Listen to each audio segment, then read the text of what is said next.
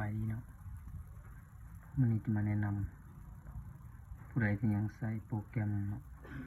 มันเป็นแบนว่าเมื่อสั้น10 ที่ว่าจังหวะเป็นภาษาไทยแล้วมันบ่อ่านแบบนี้เนาะมันจะบ่อ่านจะมาเบิ่งวิธีแก้ไขก่อนอื่นเดี๋ยวจะเข้าไปคอนโทรลแพนเนาะเข้ามา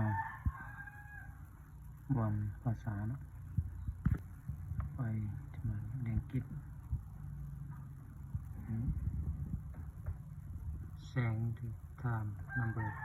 เข้าไปจะสังเกตเห็นตัวนี้location ให้เปลี่ยนจาก United Kingdom เนี่ยนะให้เปลี่ยนมาเป็นไทยตัวนี้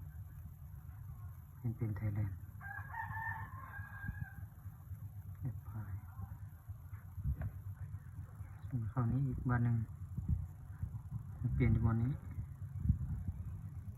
ตัวนี้และสำคัญเนาะนี่ก็เปลี่ยนเป็นไทย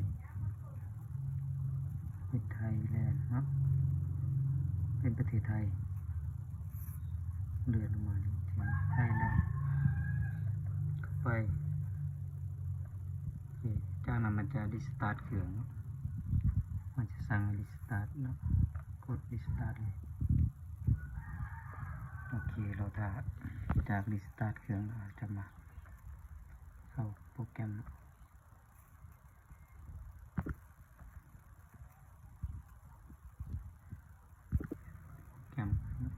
รอทาหน่อยนึงตอนนี้อันนี้จังหวะมันก็จะออกมาเป็นภาษาไทยสรุป